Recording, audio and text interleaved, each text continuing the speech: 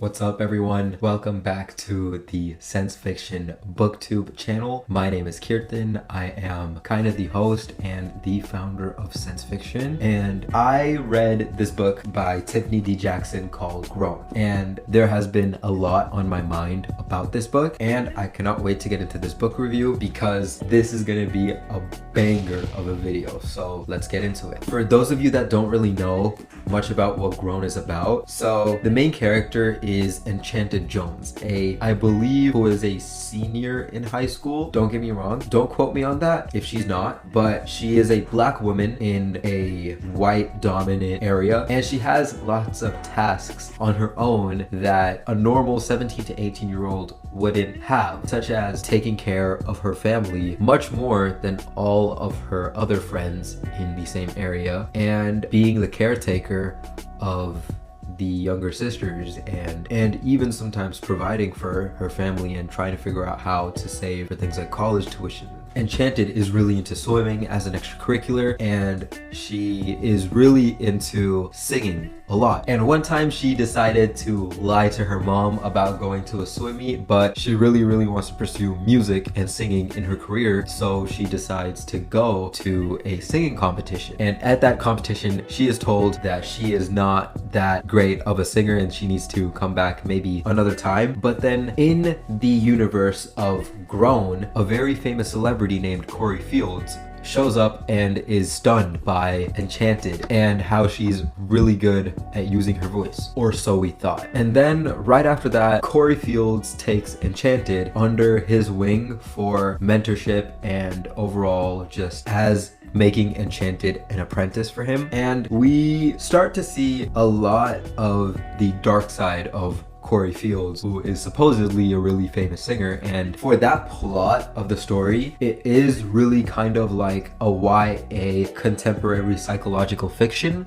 but later Corey Fields is killed, and it's not actually hidden. Even on the very back of the cover and in the very first few pages of the book, you find out that Corey Fields was killed. And the book has a lot of time skips from when Enchanted was starting to get to know Corey Fields and her time with him to what happened after Corey Fields was killed. You see a lot of time skips there, and once it gets to that part, it suddenly becomes a mystery of what happened to Corey Fields. And this book really kept me on the edge of my seat, given that you have two different kinds of genres in just one book, and it's pretty fascinating to see how that unfolded for me. Grown is very easy of a read. It was the book I read the fastest, and even though that it's easy of a read, it is still surprisingly fast-paced. Like, a lot of events unfold way faster than you can expect them, such as when Corey Fields actually meets Enchanted and what goes down with Corey Fields and Enchanted. Like, it's very fast-paced for how easy of a read it is. And I think that is something that contributes to what kept me on the edge of my seat as I read Grown. And another thing I really started to understand with this book is it's an inspiration of R. Kelly. And Tiffany D. Jackson, the author of Grown,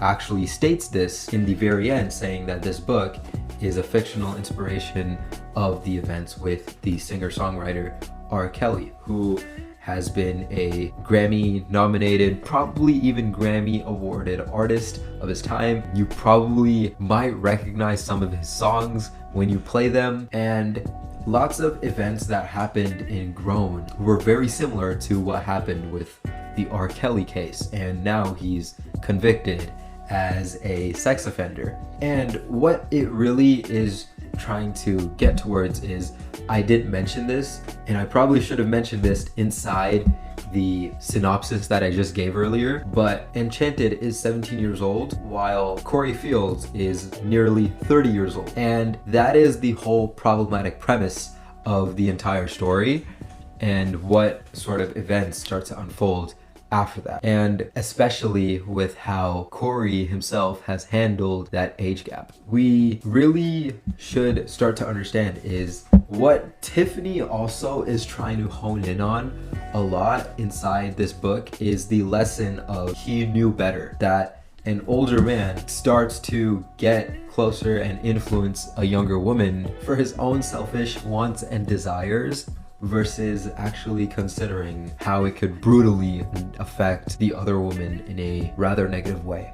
And in Grown, you really see the other side of that. You really see the victim side of that when a man who is extremely old starts to influence a younger woman of such sort. And that's where the title Grown is actually inspired from, because many younger women who get with older men start to feel that they are better than all their other peers in their age group. And for the lack of a better phrase to simplify it, girls think that they're all grown up. They think they're grown, and they start to get really excited about it, and the men themselves know better. Like, they know better, and men in this situation who decide to take advantage of such like that are definitely very conscious of their acts in what they're doing. Do they choose to fix it sometimes? Unfortunately not.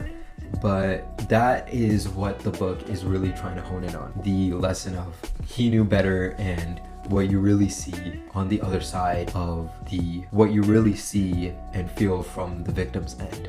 Now, I'm on Goodreads for this book right now, and I am reading a booktuber's review of it, Joel Rochester, whose booktube channel is called Fictional Fates. I really like that in his Goodreads review, he said that the subject area that the book Grown deals with is fairly tough, but he is glad it was written for a younger audience because it is something that can and sometimes does affect the younger audience themselves. And he states that it isn't something we should hide from them, as they should learn to be prepared for the red flags that are present within a manipulative relationship. And he also mentions that trigger warnings should be normalized in the front of books, which Grown actually has. It says, content warning, mentions of sexual abuse, rape, assault, child abuse, kidnapping, and addiction to opioids. And Corey influenced Enchanted to have an addiction towards lean, which is a purple drink, which I believe is derived from cough syrup. I might be wrong. I don't really know too much about drugs like this, but I think that is what the content warning was referring to. One thing I want to add about the writing style used inside Tiffany D. Jackson's book is she includes excerpts of text messages in a really cool format, which I think add a whole new layer into the story, and it was kind of unique in the way I think Tiffany did it for this book. I am not 100% sure if other books also have similar text message formatting like Grown did, but I think I'm gonna give props to Tiffany for that. What I think is pretty interesting and unique from the author's perspective is that Tiffany herself has actually gone through something similar, as her first boyfriend was 22 years old when she was 15, and she talks about it in the author's note inside the book. And she does state that the book is not really about R. Kelly, but more of a blatant abuse of power within men. And she also mentions that it is about adults that know the difference between right and wrong. And she also says that wherever you stand on this issue, he knew better. I do think when I did find out who did kill Corey Fields in the end and how the book ended, I do agree with what Joel said in his Goodreads review, that it was slightly rushed. But it still threw me off guard in a good way, because I would have never expected that ending to be the ending for the book. It was kind of crazy for me. Grown, I highly recommend you check it out. You're probably gonna finish it in like a day because it is such an easy read.